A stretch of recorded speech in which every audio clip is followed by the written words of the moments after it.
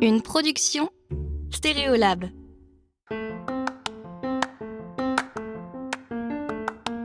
En fait, c'est un métier très obsessionnel parce que quand on est lancé dans une recherche de nom, moi ça m'obsède. Tout le temps, j'ai la recherche de nom en tête et les mots qui dansent dans mon esprit.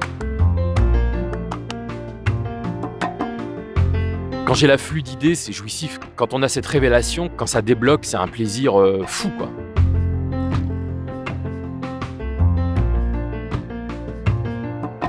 Bonjour et bienvenue dans Travail soigné, le podcast des gens qui aiment leur métier et qui en parlent bien. Dans cette série, je vous invite à découvrir des personnalités hors du commun, leur rapport au travail et leur satisfaction intime d'exercer leur métier avec soin. Nous sommes aujourd'hui au cœur de Paris, entre les grands boulevards et la place de la Bourse, pour vous emmener à la rencontre d'Olivier Auroy, qui exerce la profession d'onomaturge. Ah, je vous devine interrogatif. Olivier invente des noms. Des noms de produits, de marques, de services ou de sociétés. Qu'il s'agisse d'un parfum, de bas de contention, d'un satellite, du chien d'une milliardaire, d'une start-up ou encore d'un sextoy, rien n'émousse sa créativité. Et son amour des mots qui remonte à l'enfance l'a également conduit à écrire 5 romans à ce jour. Nous sommes au mois de juin quand je dois rencontrer Olivier, un mercredi pour être exact. À l'heure de notre rendez-vous, je découvre un jeune quinquagénaire grand et mince, portant un costume noir, des lunettes en métal et une courte barbe poivre et sel. Bonjour Olivier. Bonjour. Alors on s'est retrouvés devant votre bureau, mais on ne va pas aller au bureau. Que se passe-t-il ? Alors là, je vous emmène en fait au jardin du Palais Royal, qui est près de mon bureau et qui est en fait mon deuxième bureau. C'est-à-dire que quand j'ai des difficultés à trouver l'inspiration, quand j'ai besoin de changer d'air, c'est ici que je viens pour retrouver l'inspiration. Après quelques minutes de marche dans l'un des plus beaux quartiers de la capitale, passé l'heure de pointe, c'est à l'ombre des tilleuls qu'Olivier me raconte l'origine de sa vocation.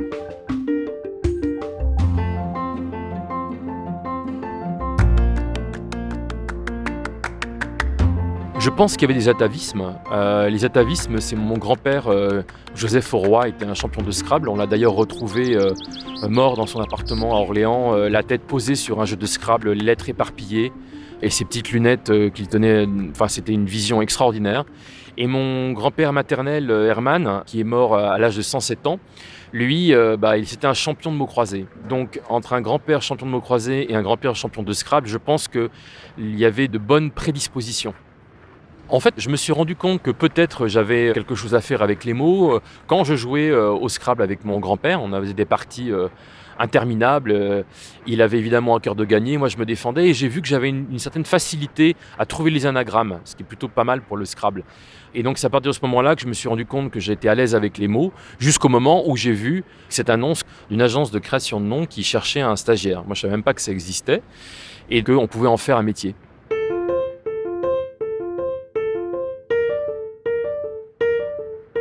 En fait, tous les sujets m'intéressent. Moi, j'ai pas de difficulté, en fait. Je dirais plutôt qu'il y a des sujets qui sont plus compliqués. C'est très difficile de trouver des noms pour des banques ou des assurances ou des mutuelles parce qu'ils veulent toujours les mêmes valeurs et toujours les mêmes idées. Et donc, on tourne en rond. En revanche, pour son caractère ludique, moi, j'aime beaucoup les jouets, j'aime beaucoup l'alimentaire. Quand on vient vers moi pour un gâteau ou pour une boisson, c'est toujours un immense plaisir. J'ai toujours une inspiration très forte. Alors, ce qui peut compliquer une recherche de nom, ça peut être un mauvais cahier des charges. Ce qui m'est arrivé une fois sur un parfum d'une marque que je ne vais pas citer où le brief n'était pas bon. Et là, il a fallu 4-5 rounds successifs parce qu'on n'y arrivait pas jusqu'au moment donné où le directeur marketing a changé et qu'il a donné un brief très précis que je peux vous donner. C'était Bandit. C'est un parfum Bandit. Et là, tout s'est éclairé alors qu'avant, c'était pour l'homme avec un grand H et tous les hommes. Donc le non-brief, ce n'était pas précis. Et puis, une recherche de nom peut être compliquée quand le process de décision est complexe. C'est-à-dire qu'il y a beaucoup de personnes à convaincre, il faut faire plusieurs réunions. C'est tellement subjectif la création de noms que plus on multiplie le nombre de décideurs et plus la recherche de noms s'allonge. Vous savez que j'aime bien vous faire passer en coulisses pour entendre mes invités au travail. Alors aujourd'hui, je vous propose de vous glisser dans une salle de réunion où Olivier reçoit le brief d'une cliente pour trouver le nom d'un chewing-gum. Le produit en lui-même, moi je le trouve assez révolutionnaire. C'est donc un chewing-gum, je vous l'ai dit, mais un chewing-gum qui est végétal. Ça vous paraît peut-être évident, végétal, mais en fait la gomme en général, elle est extraite de produits issus du pétrole en fait. Donc là, d'avoir un produit entièrement végétal, c'est quand même une petite révolution, d'autant qu'on travaille avec de la menthe, un assemblage de menthe en réalité, qui confère à notre chewing-gum un goût assez hors du commun. Là, l'idée, c'est d'avoir vraiment quelque chose qui nous saisit, qui nous rafraîchit, qui nous réveille même. On a fait tester notre chewing-gum. 78% des personnes qui l'ont goûté ressentent un frisson, mais un frisson physique. Et ce point en particulier, c'est vraiment ce qui a intéressé, retenu l'attention de nos testeurs. Et ça fait partie des choses sur lesquelles on a vraiment envie d'appuyer. En fait, on n'arrivera pas à tout dire avec le nom. Malheureusement. Voilà, je dirais que c'est ma première petite mise en garde. C'est impossible que ce pauvre petit nom, il porte sur ses épaules tous ces messages. On a un mix, c'est pas à vous que je vais l'apprendre, on va avoir une identité visuelle, on va avoir un packaging, on aura une com, donc il va falloir qu'on voit qu'est-ce qu'on met en avant et qu'est-ce que le nom va porter de façon prioritaire. Donc, si vous voulez, Clara, la façon dont ça va se passer, c'est que moi, je travaille en entonnoir. À partir de ce qu'on s'est dit aujourd'hui, je vais générer, je sais pas, entre 200 et 300 noms. Ah oui, quand même. Oui, alors c'est en général la réflexion qu'on me fait, c'est ah oui quand même. Mais pourquoi ? Parce que j'ai besoin de faire ça pour arriver à une sélection. Mais vous n'allez pas m'en présenter 200 ou 300 ? Non, voilà. Justement, ce que je vais faire, c'est que je vais en présenter 25, qui seront 10% des 250, des 300, des noms qui auront été filtrés. Mais si vous voulez, j'ai besoin de faire ça. C'est-à-dire qu'il faut que j'aille au bout de mes recherches. Ça va m'obséder, vous allez m'obséder pendant les 10 jours qui viennent, et c'est normal. Je vais penser chewing-gum à l'amande pendant 10 jours, et j'ai besoin d'aller jusqu'au bout de la démarche.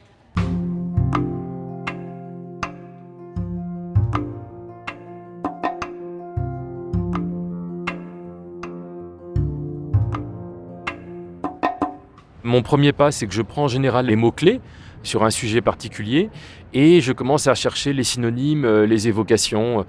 Ensuite, j'ai toujours un alphabet à mes côtés et j'essaye de changer en fait les premières lettres des mots-clés, de voir comment on peut les combiner. Je m'intéresse aux syllabes, je m'intéresse aux sonorités. Il y a aussi une routine qui consiste à regarder les traductions des mots-clés. Par exemple, tout à l'heure, on parlait des boissons. Alors, je ne sais pas si j'ai le mot fraîcheur. Je vais m'intéresser au mot fraîcheur dans la plupart des langues connues pour voir à quoi ça m'amène. Donc, il y a en fait presque un protocole, il y a presque un parcours obligé entre l'alphabet, les traductions et le jeu sur les lettres et les syllabes. En fait, c'est un métier très obsessionnel parce que quand on est lancé dans une recherche de nom, enfin moi ça m'obsède. J'y pense en me couchant la nuit, j'y pense dans le métro, quand je voyage, tout le temps en fait. Tout le temps. J'ai la recherche de noms en tête et les mots qui dansent dans mon esprit. Donc pour éviter une forme de... pas de folie, mais on peut devenir dingue à force de ressasser les mêmes mots. Il y a des moments où j'essaye de me mettre en off, de me couper et de ne plus y penser. Et donc le seul moyen, c'est soit de ne pas faire du tout de recherche de nom pendant un certain temps, soit de faire d'autres activités. Mais je me souviens qu'à une époque où je faisais ça de façon intensive et permanente, c'était tellement obsédant que quand j'arrivais à la maison en fin de journée, j'avais qu'une envie, c'était de me planter devant la télé et de zapper comme un idiot en fait. De zapper, de ne voir que des images, de ne plus voir de mots, parce que c'est très obsessionnel.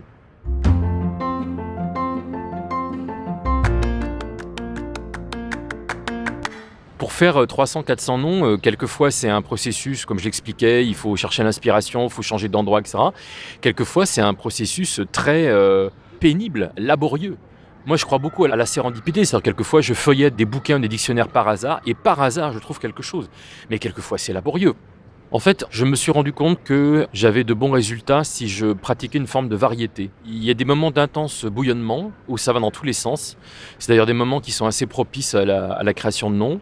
Et puis, j'ai des moments beaucoup plus apaisés. Mais je me suis rendu compte que je travaille bien, je produis beaucoup. Dans un cas très particulier, et qui nous ramène un petit peu au Palais Royal, c'est après avoir couru. Quelquefois, j'ai l'impression qu'en fait tout est verrouillé, que je n'ai pas d'issue en fait, que j'arrive pas à sortir. Et puis en courant, tout d'un coup, paf, il y a quelque chose qui se débloque. Et puis quelquefois, ça arrive comme un fleuve, comme un ruisseau. Il y a plein d'idées qui déboulent. Et alors que j'étais incapable de produire un nom en 2 heures, là, je peux en faire 30 en 10 minutes. Quand j'ai l'afflux d'idées, c'est jouissif. Parce qu'il y a vraiment une histoire de chasse au trésor, il y a vraiment une histoire d'énigme. Hein. La création de noms, c'est un peu comme un rébut. Quand on a cette révélation, quand ça débloque, c'est un plaisir fou, quoi. Comme beaucoup de créatifs avec qui j'ai pu échanger, et pour l'avoir expérimenté moi-même, Olivier a besoin d'un cadre assez strict pour stimuler son esprit, comme un brief contraignant ou des délais serrés. Mais ce qui m'intéresse particulièrement, c'est de comprendre comment ça marche intérieurement, ce que le travail et l'expérience apportent au talent spontané, et avec les années, maîtriser sa mécanique personnelle pour être encore plus efficace. La contrainte ou le cahier des charges ou le brief, pour moi, c'est essentiel. Si quelqu'un me dit le sujet c'est ça et vous avez toute liberté, faites comme vous voulez, c'est épouvantable pour moi. Ce qu'il me faut, c'est vraiment un cadre très serré. Ça, c'est la meilleure des dispositions possibles, des contraintes très grandes que je vais éventuellement pouvoir contourner. En fait, moi, je ne travaille pas sans deadline, je ne travaille pas sans date. C'est-à-dire que si quelqu'un me dit, écoutez, vous reviendrez vers moi quand vous voulez, je vous laisse toute la latitude que vous voulez, vous avez du temps pour créer, ça ne marche pas avec moi. Moi, je n'y arrive pas. Il faut me dire, j'ai besoin que vous me fassiez une présentation dans 10 jours. Là, oui.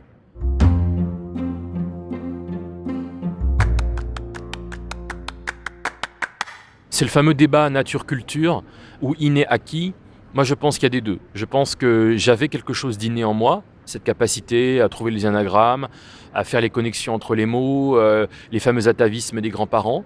Mais c'est aussi quelque chose que j'ai beaucoup travaillé. Moi, je ne suis pas de ceux qui pensent qu'il y a une espèce de don et voilà. Moi, je crois beaucoup au travail. Les gens talentueux dans leur discipline, quand on regarde leur histoire, ce sont tous des bosseurs, mais dingues. Moi, il y a une chose que je fais, alors c'est un peu dingo, mais par exemple, régulièrement, je relis le dictionnaire. Donc je passe des matinées à relire le dictionnaire français. Il m'est arrivé de lire entièrement un dictionnaire de Swahili ou un dictionnaire de latin, un dictionnaire de grec, pour pouvoir faire de la recherche et me familiariser avec les mots. Alors moi, je ne suis pas un work alcoolique, c'est-à-dire que je sais mettre des barrières. En fait, c'est avec le temps qu'on apprend à se connaître. Et moi, c'est avec le temps que j'ai vu que j'avais besoin de plats pour essayer de retrouver du dénivelé de l'action. C'est-à-dire que j'ai besoin de moments de vide pour avoir envie de repartir au travail. Par exemple, les vacances sont réussies quand j'arrive au moment où j'ai envie de rebosser. Mais j'ai besoin de ces moments de stop and go. C'est ça qui me motive. Je ne suis pas capable de travailler comme un dingue sur une période trop prolongée. Ça ne sera pas productif. De toute façon, c'est du bon sens, hein. C'est pour ça que les vacances existent, c'est pour ça qu'on demande aux gens de faire des pauses.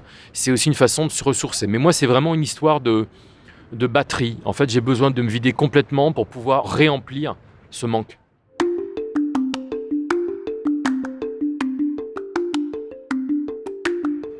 Alors, à chaque fois, c'est une nouvelle recherche, mais à chaque nouvelle recherche, on déniche des pépites, on déterre des petits trésors.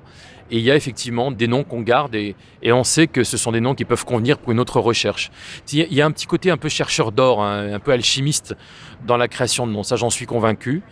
C'est une analogie chercheur d'or qui fonctionne très bien parce que, comme je l'expliquais, c'est assez harassant. Il faut déblayer des mètres cubes et des mètres cubes et des mètres cubes de terre ou des hectolitres de rivière avant de tomber sur une pépite. Et en fait, la pépite, elle est souvent brute. Le mot, il est souvent brut. Alors moi, c'est aussi pour ça que je suis passé à une période de ma vie de la création de nom au design, parce que je me rendais compte que le mot, le nom, ça n'est qu'une pierre brute.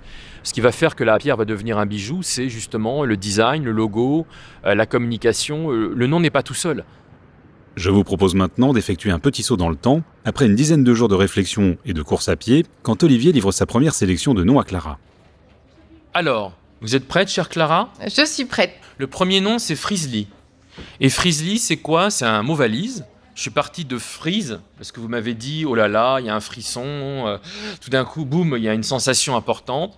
Et j'ai pris grizzly, d'abord parce que je trouve que c'est un mot assez fascinant dans sa construction, et que pour moi, je sais qu'il va instantanément me renvoyer à des univers froids, évidemment à l'animal, à quelque chose de fort. Donc, si on veut dire quelque chose de fort qui déménage et qui, je trouve qu'on était pas mal. Bon, je réagis pas, vous m'avez dit de pas réagir, donc je ne dis rien. Pas trop pour l'instant. Si vraiment vous n'en pouvez plus, bien sûr, ne vous retenez pas. Ensuite, il y a Tsunamint. Alors là, c'est malin, c'est le tsunami et puis je mets la mint.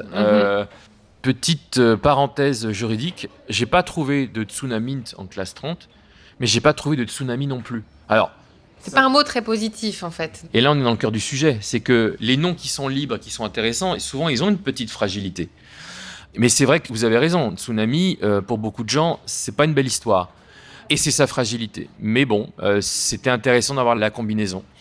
Ensuite, on a Miss Mint. Et Miss Mint, en fait, moi, ce qui m'intéresse, c'est Kit Kat, Coca-Cola. Scientifiquement, les allitérations font que les noms se retiennent mieux. C'est pour ça qu'on retient Coca-Cola. C'est pour ça qu'on retient Kit Kat. Ensuite, j'ai moins 40. Ça, c'est plutôt pour vous tester parce que c'est le plus universel possible. Là, pour le coup, la com va énormément jouer. Alors après, il y en a un qui est Mantilo. Alors Mantilo, c'est un très joli mot valise entre menthe et ventilo. Là, on dit beaucoup de choses. On dit la menthe et on dit le fait que ce soit ventilé. Alors, certes, un ventilo, c'est pas une grosse bourrasque, mais Moi, j'avoue que j'ai une grosse tendresse pour ce type de nom parce que c'est des noms malins et c'est des noms qui connotent tellement de choses. Et c'est surtout, je pense que c'est des noms qui s'approprient très vite. En termes de com, on peut se régaler aussi. Ensuite, j'avais Démente, D-Mente. Je me suis amusé, j'ai fait un peu le copywriter, un goût de fou. Alors là, il faudrait regarder avec votre service juridique, mais voir qu'est-ce qu'on peut faire avec Mente. Moi, ce que je sais, c'est qu'à partir du moment où le mot Mente est transformé, on devient distinctif.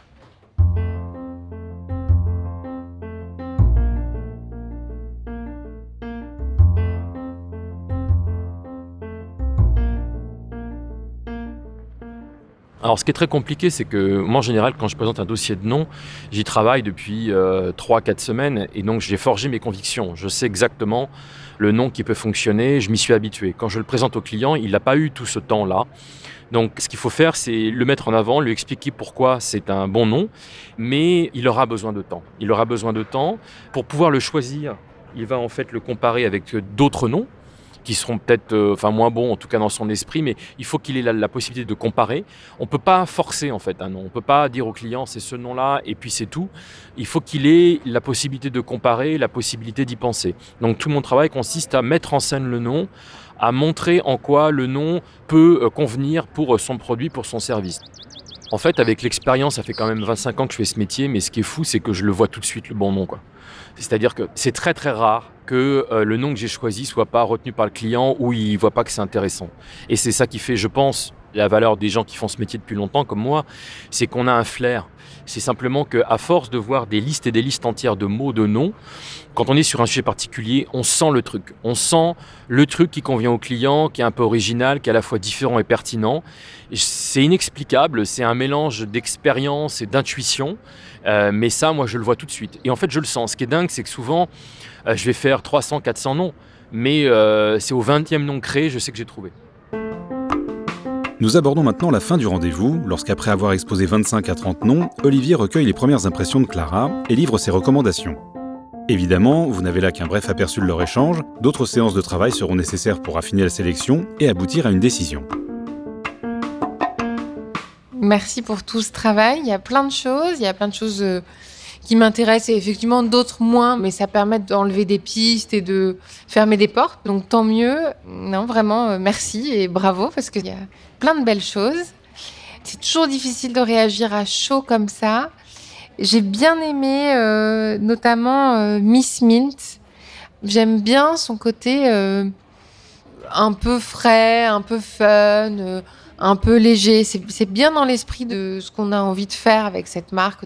Dans un style complètement différent, j'aime bien moins 40. Ah ouais. Parce que ça se démarque. Parce que ça dit de façon très efficace ce que je vous expliquais de nos testeurs qui se prennent un frisson. Ça me dit le froid. En tout cas, si j'ai un packaging autour, il n'y a pas de doute. Donc, j'aime bien le côté distinctif. D'accord. C'est moins fun, c'est plus sérieux, c'est plus droit, mais je pense qu'on peut jouer autour. D'accord. Voilà à peu près, en tout cas, mes premiers ressentis, mais ça, il faut sûrement que ça repose un petit peu. Chère Clara, moi je vais juste vous montrer mes 3 recommandations. Il y a un truc important, c'est que ces recommandations sont venues au bout de 10 jours de travail. Ce que je veux dire, c'est qu'on n'est pas au même degré de compréhension et d'exposition. Donc c'est pour ça que c'est intéressant de confronter nos points de vue. Alors, il y en a 3 que j'aimais bien. Moi, j'aimais beaucoup Mentilo. J'aimais beaucoup Mentilo parce que je trouve qu'il rassemble beaucoup de points intéressants du brief, c'est-à-dire le côté menthe, évidemment, le côté qui aère, qui rafraîchit. Certes, il n'a pas la violence dont vous aviez parlé, mais à la limite, moi, je préfère qu'on ait un nom plus doux et qu'on ait après le reste du packaging et de la com qui mettent un petit coup de boost, entre guillemets. J'aimais bien Blitz, moi. Pour l'inverse, c'est-à-dire qu'il y a le côté Blizzard, il y a le côté Blitz, il y a le côté Bliss, le bonheur. Je pense qu'on peut faire beaucoup de choses avec les 2 Z. Et puis une syllabe, je trouvais ça fort. Et c'est typiquement le genre de nom, quand on le décortique, on est au cœur du sujet. Et le 3e nom que j'aimais bien, c'était moins 40 aussi, parce que différent, parce qu'on ne l'a pas vu beaucoup sur le marché. Mais là aussi, je suis assez d'accord avec vous, il faudra quand même le travailler sur le pack.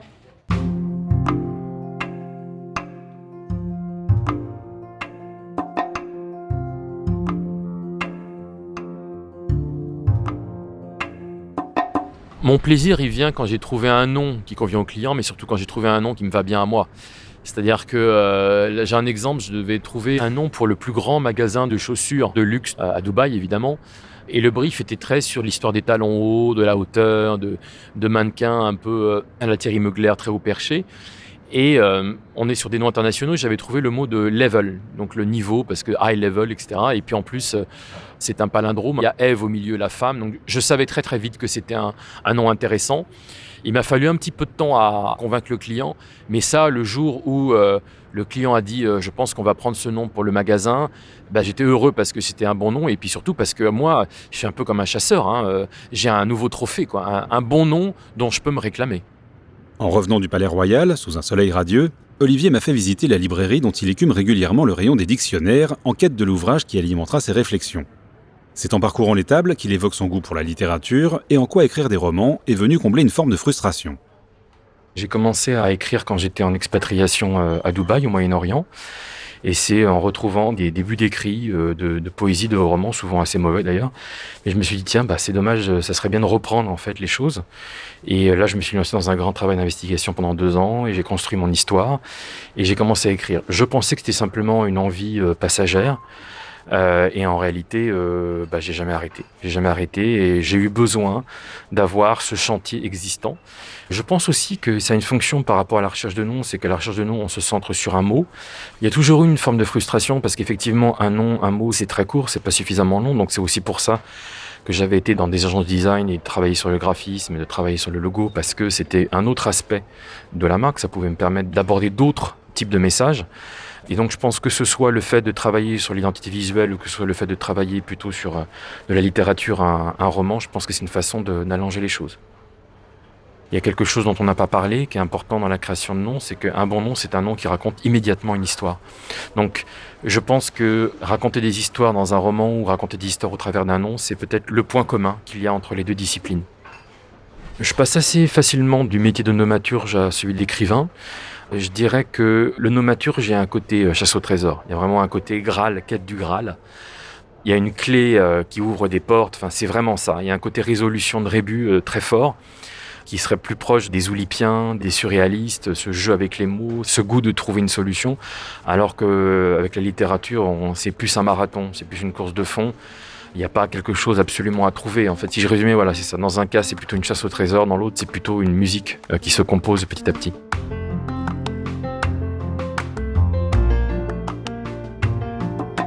Je vous dois une petite précision en conclusion de cet épisode. Comme vous pouvez l'imaginer, les rendez-vous d'Olivier sont généralement confidentiels. Nous avons donc imaginé la naissance d'un chewing-gum fictif et les oreilles les plus affûtées auront peut-être reconnu mon amie Claire Géano, autrice du podcast Pile, que je remercie infiniment d'avoir prêté sa voix à cette chère Clara. Merci également à Olivier de s'être prêté au jeu avec talent. Si vous avez aimé cet épisode, montrez-le sur votre plateforme d'écoute préférée. Un abonnement, 5 étoiles et un commentaire, si votre application le permet, sont très importants pour qu'il puisse être découvert par d'autres auditeurs. Et surtout, parlez-en autour de vous. Vous pouvez suivre Travail Soigné via les comptes Stéréolab sur Instagram, Twitter et Facebook et m'envoyer vos suggestions pour de prochains épisodes. Merci pour votre écoute et à très bientôt.